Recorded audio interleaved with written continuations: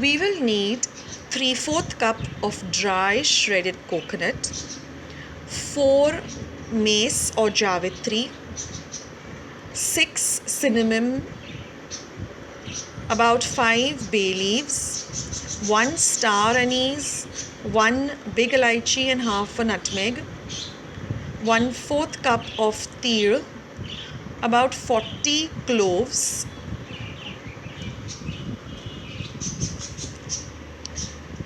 1/4 cup of shaha jeera or black cumin seeds, about 30 peppercorns, 1/4 cup of or half a cup of jeera, 1/4 cup of sesame seeds or tir, and this is almost 2 cups of coriander seeds or dhania. So these are our main ingredients for our goda masala. Now first we are going to heat some oil in a pan, about 1 tablespoon. You can even take a deep dish pan or a kadai. We are going to fry the cloves, followed by the bay leaves, cinnamon, nutmeg, the star anise and the big elaichi, and the javitri or the mace, followed by the peppercorns. Now we have to fry this on a low flame till all of these spices get a dark brown color. We have to fry this on a low flame, and we have to fry it for a long time, but so that each and every spice gets evenly fried. This is a very key part of the recipe. Please do not put your flame on high or medium, because then the spices will get burnt, and then the goda masala will not have a very nice flavor. So this has to be done on a very low flame. This recipe is my mother-in-law's recipe,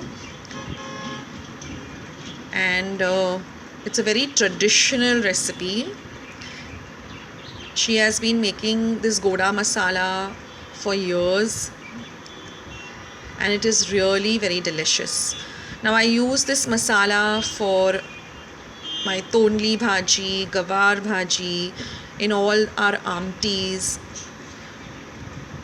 We use it even in chaulichi usal, most of the usals, and it has such an amazing flavor. It has a different flavor altogether, and since it's homemade, it doesn't have any preservatives of any kind. Now the quantity that I'm using makes almost half a kilo of masala. So it's like I've taken a 1 kg bottle, and when I stored it after making it, it came to almost half of the level of the bottle. So that is approximately half a kg of masala. And when we make our vegetables, we use very little of this masala, say a teaspoon or so, because the flavor is overpowering. So this half kg is going to be around for at least another 3 to 4 months. So you can make it every time, every 4 months, and store it. Sometimes it even lasts for 6 months.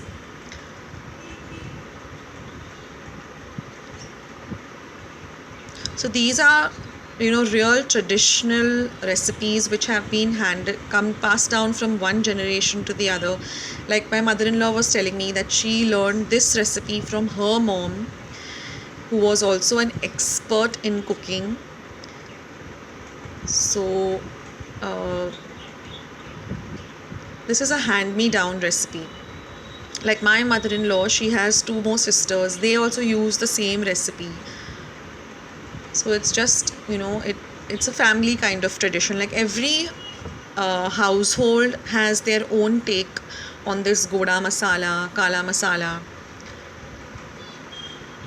So if I may say so, then this is the typical Kokkanastha Brahman type of goda masala. Like maybe some people might be adding, their own spices, but this is like the traditional way that we make it.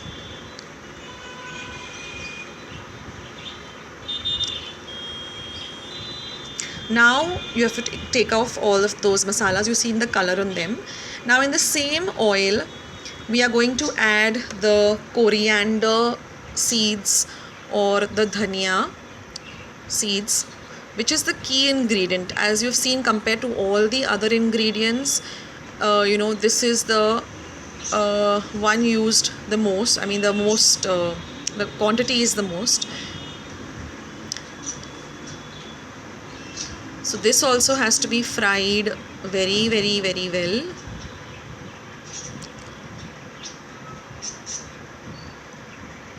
Now we're going to add the shaha jeera, or the black cumin seeds as we call it in English. And all of these ingredients, now we're adding this kaskas or the poppy seeds. Then goes the cumin seeds of the jeera, followed by the sesame seeds or tir. So now we've added everything else except our coconut. So the shredded coconut goes in last after roasting it separately. Now there is a reason behind it. The spices that we added first, they take a different amount of time to actually get fried, whereas these spices which my mother-in-law is adding now, they take a different period of time to get fried. So you can't just add everything together and fry, then there'll be a very uneven, everything will get fried very unevenly.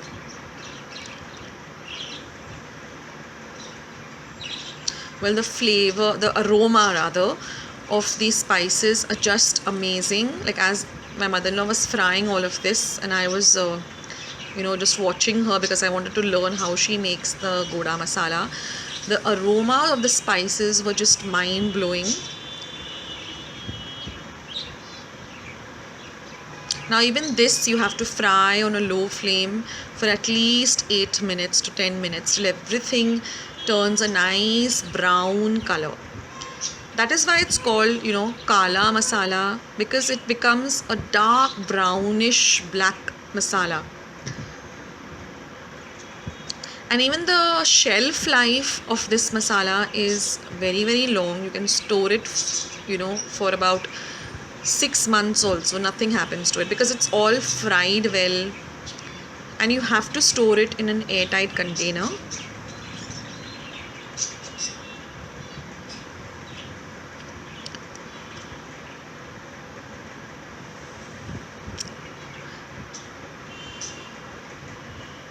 So very patiently you have to fry this.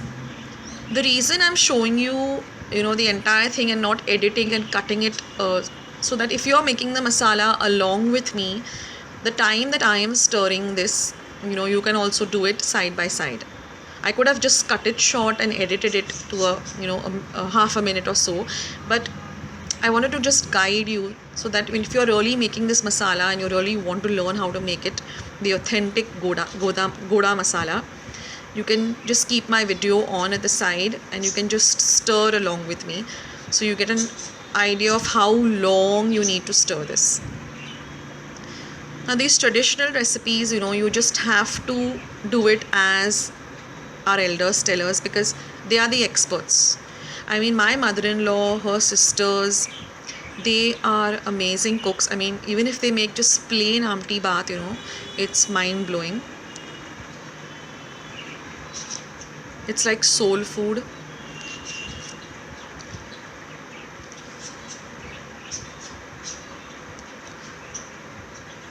I'm going to try and get my mother-in-law to share as many recipes that, that she can, I can shoot when she's making it. So if you all have any special request, I would like you all to let me know in the comments box below as to, what recipes you would like me to ask my mom-in-law to show you all how to make the recipes. Like, there are very traditional things like bharla vanga and bharit, and different types of koshambirs. So I would love to share those recipes with all of you.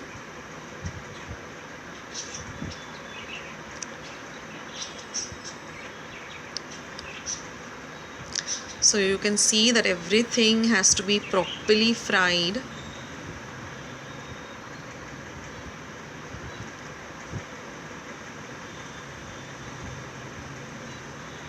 Well, if you all have your own recipe for goda masala, I would love to hear if there's any difference in the way you all make it, or there's any addition or subtraction of the ingredients that we are using here in this recipe. Please leave your comments down in the comments box below. I would really love to know how you all make your goda masala or kala masala.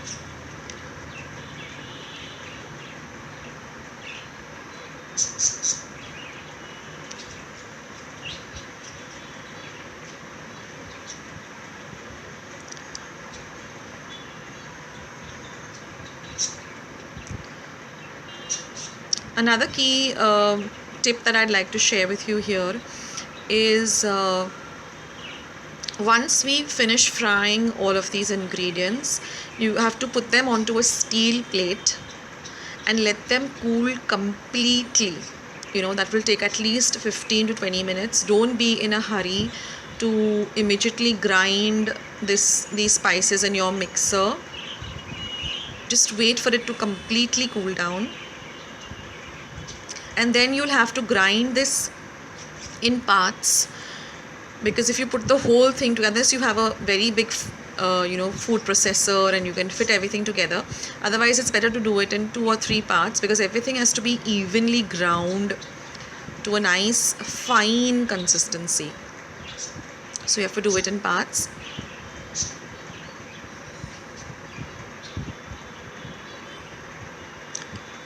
And one more thing that I've observed that my mother-in-law does is that when the day she makes this goda masala, that evening she makes amti. So it's like, fresh goda masala, and it really has a different taste.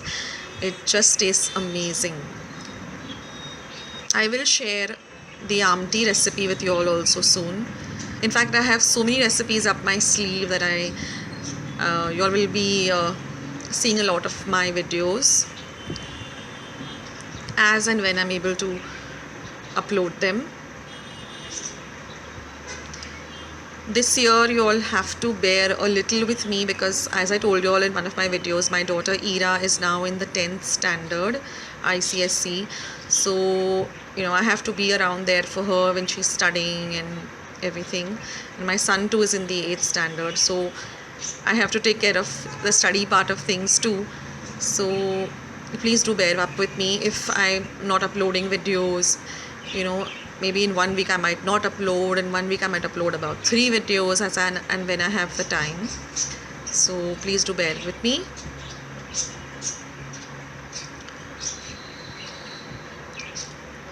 So now I think we are done with frying everything well. It's very, very key to fry everything well, because that leads to okay, now we're just going to fry whatever little bit of remaining oil is there in the pan. You don't need to add anything more than that 1 tablespoon of oil. We're going to fry the coconut, because of course, as you know, the coconut has its own oil which it releases when we are roasting or frying it. So this is the last ingredient that we have to again fry on a very low flame for another 2 minutes. This doesn't take a long time. That's why this goes in last. So we're just going to fry this till it turns a nice golden dark brown color. So again, I'm keeping the video on so you can do this along with me. So you'll know as for how much time I have, fried this coconut. Now this is also very easily available in the market. It's called a vati of sukka khobra. You just have to take a grater, with the one, I use the one which I use for grating cheese, and just grate it about half a cup or so. So we're going to nicely fry this too.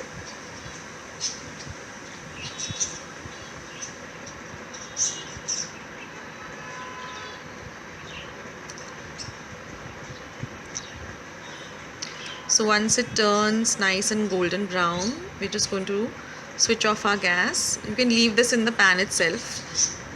With the residue heat, it will get nicely roasted. So this will take you 5 minutes exactly for the coconut to roast. And then we're going to put everything on a nice big steel plate and let it cool completely, which takes about 15 minutes. You can see the color is changing to a lovely reddish golden dark brown color.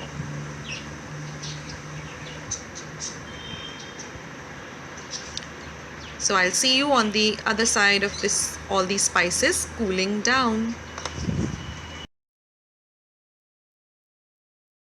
So now our spices have cooled down completely.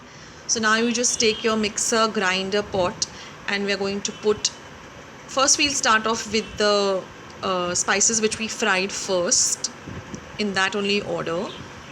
So we'll put in all our peppercorns and cinnamon sticks, bay leaves, and give this a nice grind on our mixer pot.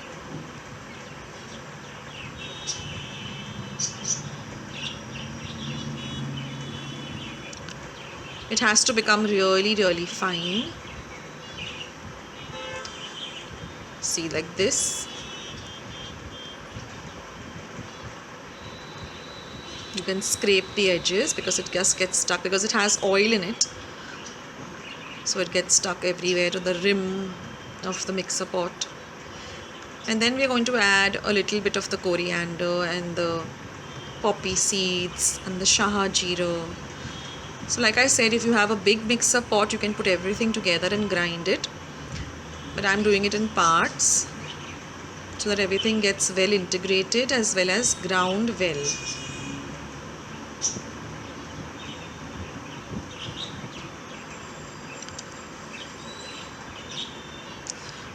Like this, it has to have a nice fine consistency.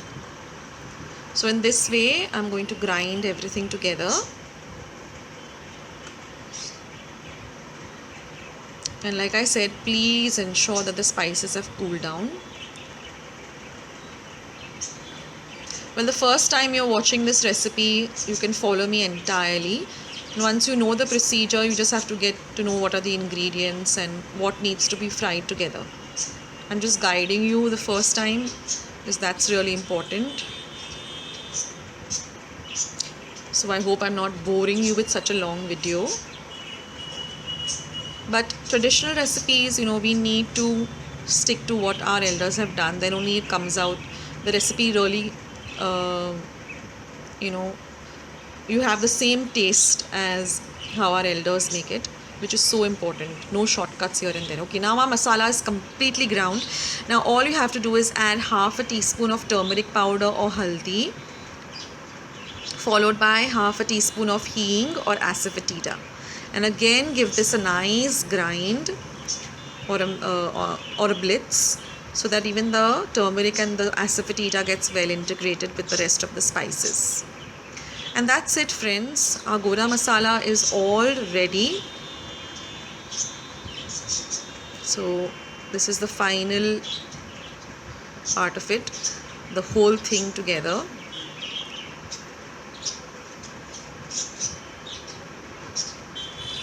Now because of the oil and because of the coconut, everything tends to stick together. So you can just, with your fingers, just evenly make everything very evenly.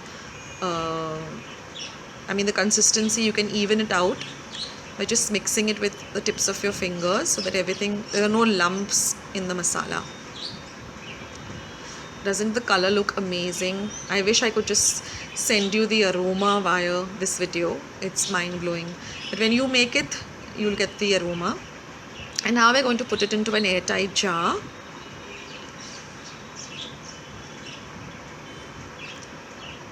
And that's it, friends. Our goda masala that made the traditional way is all ready. So like I said, you get half a bottle of masala. I hope you like this recipe. Please do try it out and please let me know in the comments box below as to how you like this recipe. My mother-in-law would love to hear what you all have to say about this traditional recipe which she has shared with all of you. This is Akshita signing off. Until another video, take care guys. See you.